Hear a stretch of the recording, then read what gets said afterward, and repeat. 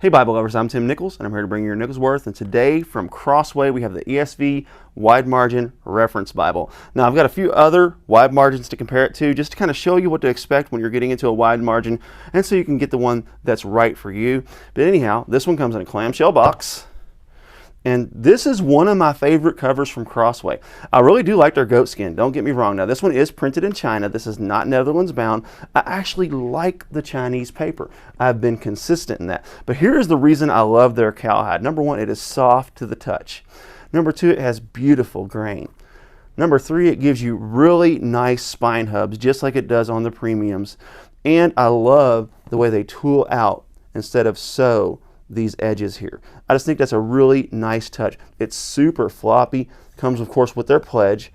I don't know what this liner is, but I feel like it's probably synthetic. It could be an animal hide, I'm not real positive. I do know they put animal hide in their premiums. This is definitely not their heirloom, but for the price and for what you get, this thing is really sharp. The corners in this, they're not super great, but this is a mass-produced Bible. They don't look terrible.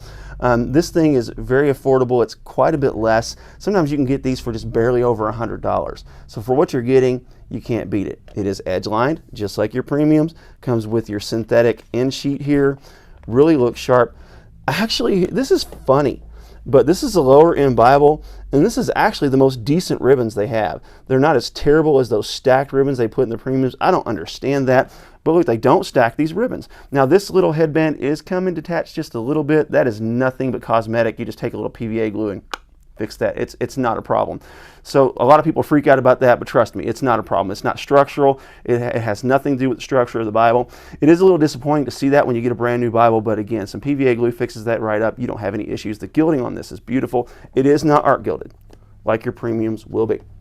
So this is a 9-point font, double column, and what really makes this one nice is I like the double column, I like the verse by verse layout, but when you get to the regular reader settings, this is set up in reader format, not verse by verse. What I really love about it is check it out, the inner margin here. You have almost a full inner margin, just like you have right here. You have margin at the bottom, you have margin at the top. So this is probably really one of the nicer wide margins that I've seen. You do give up a little bit of font space, and I'm going to kind of show you some compromises here because this is not a thick Bible either. But when you get to the New Testament, you don't see this a lot in Crossway Bibles, but check out that red letter. That is beautiful red.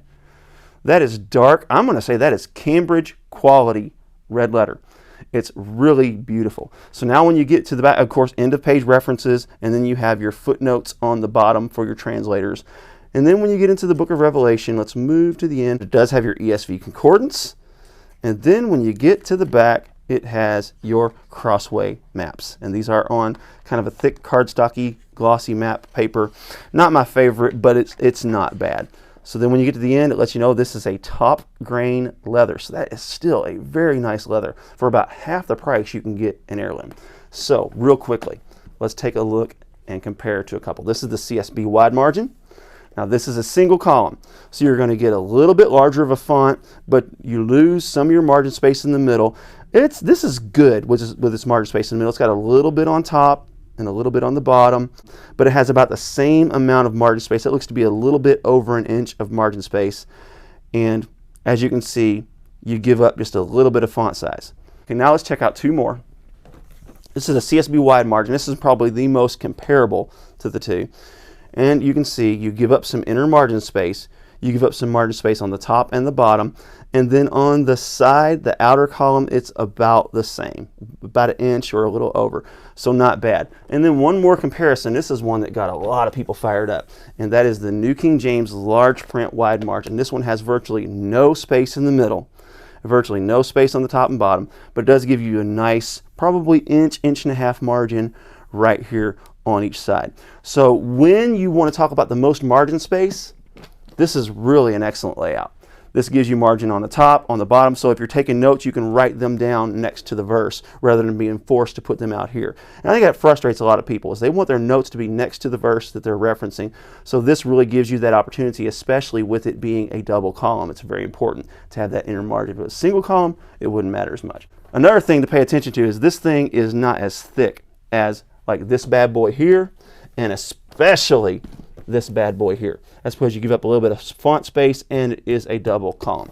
So when it comes to wide margins, there's all kinds of options, and the Crossway ESV Wide Margin Reference Bible is among the best. So there you have it. Keep calm. Jesus on this, your Nichols Worth.